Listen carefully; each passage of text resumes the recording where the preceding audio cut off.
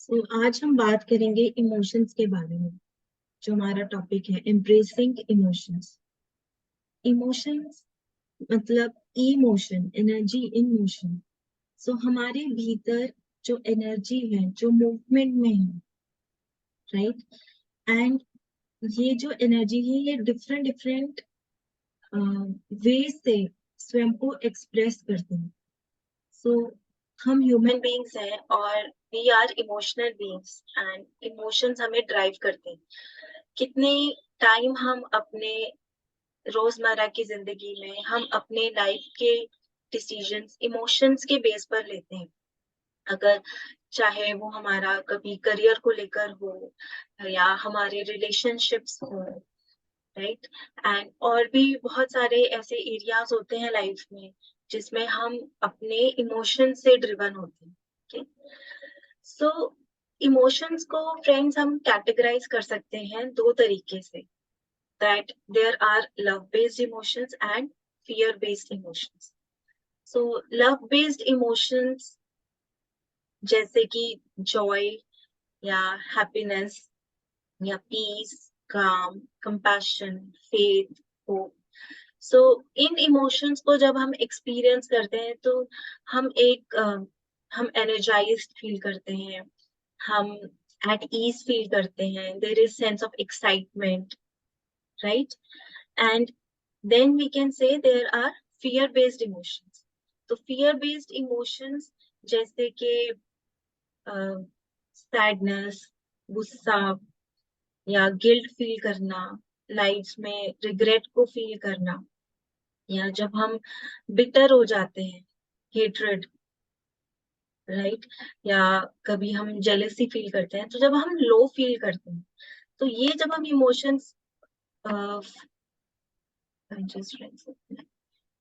तो ये जब हम इमोशंस को एक्सपीरियंस करते हैं तो एक तरीके से हम डाउन फील करते हैं, और जैसे कि हम एनर्जाइज नहीं फील करते हैं, हम जैसे कि हमारी एनर्जी कम हो रही है, हम ऐसा एक्सपीरियंस करते हैं। फ्रेंड्स, ये हम अपनी अंडरस्टैंडिंग के लिए एज ह्यूमन पर्सपेक्टिव से हमने इमोशंस को ये दो कैटेगरीज में डिवाइड किया है, love based and fear based. But अगर हम जनरली देखें तो all emotions are love based. अगर हम डीपर एस्पेक्ट से देखें तो अगर हमें किसी पे गुस्सा भी आता है तो कहीं ना कहीं उसमें किसी ना किसी के लिए कुछ, स्वयं के लिए या दूसरे के लिए, हमें एक केयर का भाव होता है, या हमें किसी से कुछ एक्सपेक्टेशंस होती है, या हमारा एक नजरिया होता है जो फुलफिल नहीं होता, right. Same is jealousy. Jealousy है कि जैसे किसी को हम अच्छा करते देख रहे हैं तो हम जेलस फील करते हैं, बट हम स्वयं के लिए अच्छा चाह रहे हो उस डीपर इमोशन में, राइट। एंड गिल्ट भी, अगर हम गिल्ट फील करते हैं तो हम फील करते हैं कि कहीं ना कहीं मे बी हमने अपनी एक्सपेक्टेशन पे हम पूरे नहीं उतरे हैं, हम और अच्छा करना चाहते हैं, या किसी के साथ हमने बुरा किया है, तब हम गिल्ट फील करते हैं या हैवी फील करते हैं। सो अगर हम डीपली देखें तो all emotions are love based emotions. So friends, आपने ये टर्म तो सुना होगा, आईक्यू, इंटेलिजेंट क्वेश्चन। एंड इस इंटेलिजेंस पे हम बचपन से काम करना शुरू कर देते हैं। हमारा education system is based on जो इसको डेवलप करने के लिए इंटेलिजेंट क्वेश्चन।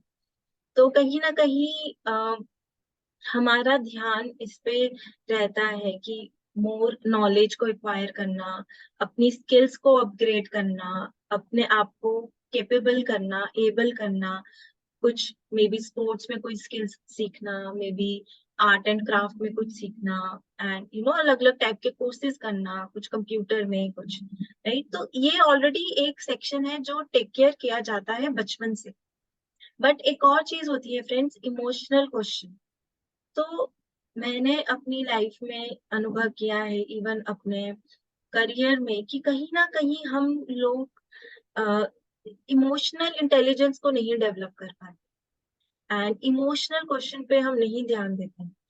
एंड ये एक बहुत बड़ा फैक्टर है हमें लाइफ में लीड करने का। मतलब मैं अपने लिए बहुत ऐसा सोचती हूँ, अगर कहीं ना कहीं मुझे अपने इमोशंस को डील करना आता, उन्हें समझना आता, उनकी अवेयरनेस होती, तो मैं अपनी अर्ली लाइफ से बेटर अपने आप को may be you know career में बेटर कर पाती, या फिर एक हेल्दी वे में चीजों को समझ पाती।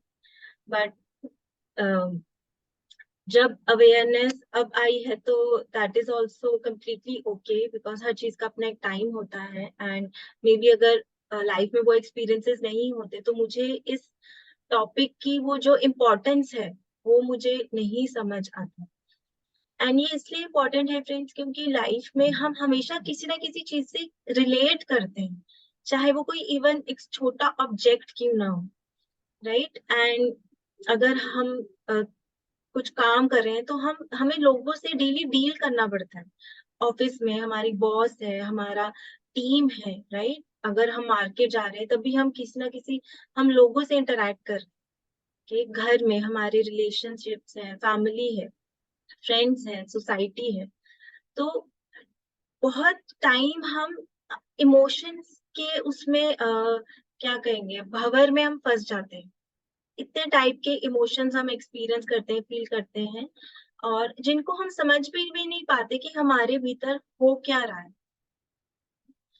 सो इसीलिए बहुत इम्पोर्टेंट है कि इमोशंस को समझना, एटलीस्ट अवेयरनेस होना कि हाँ मैं ये इमोशन को एक्सपीरियंस कर रही हूँ या कर रहा हूँ। अगर हम जस्ट इमोशन को हम अवेयर उसकी अवेयरनेस में आ जाए तो उसी टाइम उसका बहुत सारे इमोशनल चार्ज जो हो जाता है कम हो जाता है। सो मैं अपना एग्जांपल दूंगी फ्रेंड्स। जैसे मैं एक टाइम मेरा लाइफ में ऐसा था, जैसे मैं अपना गुस्सा प्रोजेक्ट करती थी बाहर। और मैं किन पे प्रोजेक्ट करती थी, जो लोगों पे मुझे प्रोजेक्ट करना इजी लगता था, कि मुझे लगता था इनसे शायद मुझे वो बैकफायर नहीं मिलेगा। जैसे कि ऑफिस में कोई स्टाफ हो गया जो मुझसे लोअर पोजीशन पे थे, या फिर अगर मैं किसी स्टोर में गई हूँ वहां का स्टाफ हो गया, रेस्टोरेंट में मे बी किसी रेस्टोरेंट के स्टाफ पर, या जो कॉल सेंटर से कॉल्स आती थी उन पर। तो ऐसे ऐसे मैं अपना गुस्सा उन पे प्रोजेक्ट करती थी, अपनी फ्रस्ट्रेशन, इरिटेशन। लेकिन बहुत टाइम तक मुझे ये रियलाइजेशन ही नहीं थी, मैं कर रही थी बट मुझे ये अवेयरनेस नहीं थी कि मैं ये ऐसे अपने कि मेरे अंदर इतना ये इमोशंस हैं जो मैं ऐसे बाहर अननेसेसरीली लोगों पर एक्सप्रेस कर रही हूँ। तो धीरे धीरे जब मैंने अपने पे काम करना स्टार्ट किया, मुझे ये अवेयरनेस आने लगी, तब जब मैंने अपने इमोशंस की रिस्पॉन्सिबिलिटी ली, उनको वैलिडेट किया, तब वो ये जो मेरे अंदर चेंज आने लगा वो अपने आप आने लगा। अपने आप मेरे अंदर एक कहेंगे वो ठहराव धीरे धीरे आने लगा। अभी भी ऐसा नहीं है कि मुझे वो इमोशंस नहीं आते, बट जितना वो इंटेंसिटी में पहले मुझे टाइम लगता था, अब उससे वो कम हो गया है वो टाइम। फ्रेंड्स, सो अभी हम बात करेंगे कुछ इमोशंस के, जैसे इमोशंस का कनेक्शन हमारे बॉडी से रिलेटेड। ओके, सो बहुत सारी हमारे बॉडी के ऐसे डिजीजेस आप कह सकते हैं, या जो सिम्टम्स हम एक्सपीरियंस करते हैं, जैसे कि डायबिटीज है, जैसे कि थायराइड है, जैसे कि आई से रिलेटेड कुछ इश्यूज हैं, मे बी स्टमक से रिलेटेड कुछ इश्यूज हैं, राइट, माइग्रेन है। तो अगर हम ये सब डिजीजेस की या सिम्टम्स की बात करें, तो कहीं ना कहीं इनके जो ये डिजीज है, इनका जो रूट कॉज डेवलप होना स्टार्ट होता है वो होता है हमारी इमोशनल और हमारी मेंटल बॉडी। ओके, सो और बहुत लोगों ने जब अपने पे काम जब वो स्टार्ट करते हैं और अपने इमोशंस को वो एड्रेस करते हैं और उनको एक्नॉलेज करते हैं, तो कहीं ना कहीं उन वो डिजीजेस से भी उनको रिलीफ मिलता है। फ्रेंड्स, सो अगर हम बात करें, जैसे अगर आपको शोल्डर में पेन रहता है तो इसका मतलब आप कुछ बहुत बर्डन कैरी कर रहे हैं।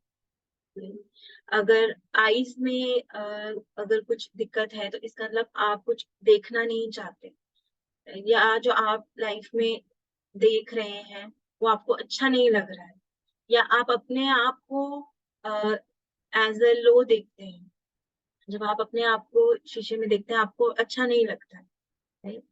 सो जैसे मैं अगर अपनी बात करूँ तो मैंने लाइफ में एज अ चाइल्ड बहुत जल्दी मेरे को स्पेक्स लग गया था, बिकॉज उस टाइम आई नीडेड अटेंशन। तो कहीं ना कहीं उसका root cause validation and seeking approval appreciation उससे रिलेटेड।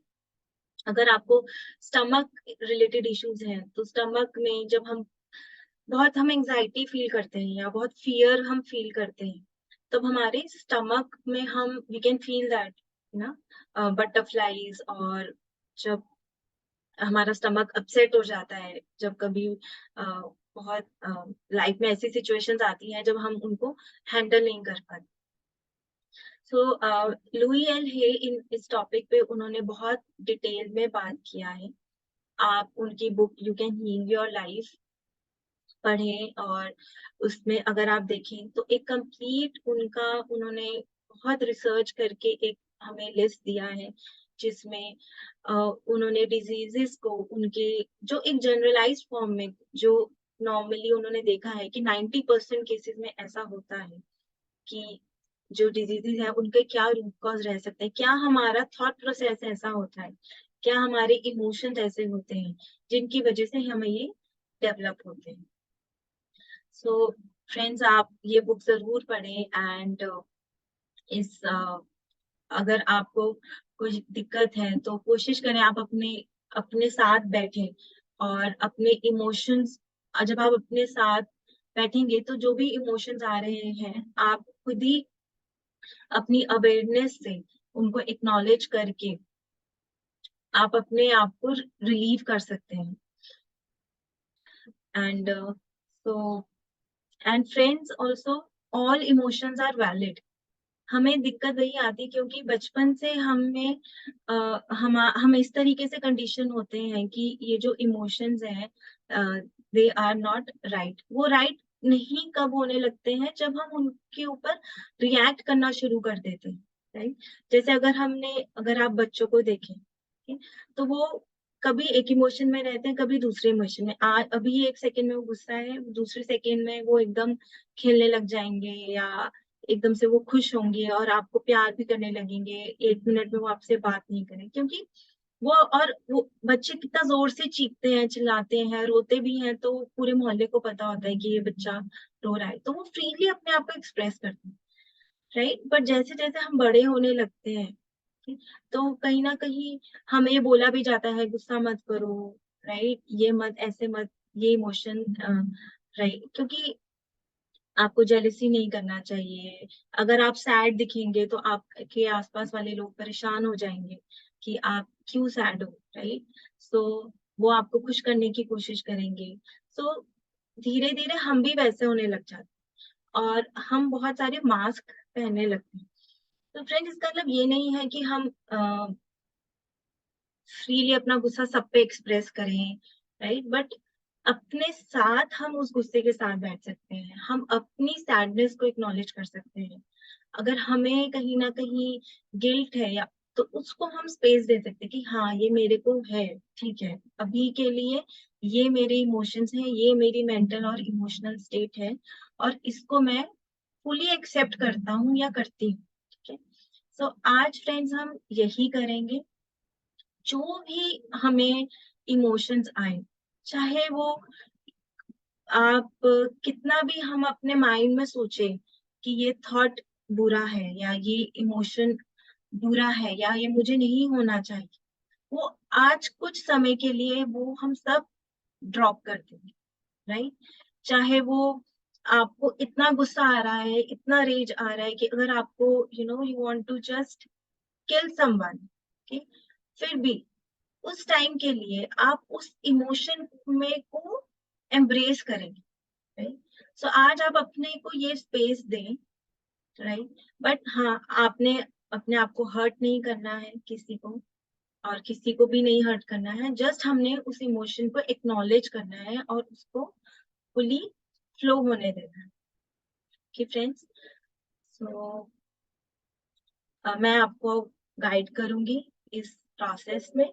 सो इसी के साथ हम आज का भी हम ध्यान स्टार्ट करेंगे। ध्यान आरंभ करते हैं। आप सब कंफर्टेबली बैठ जाएं।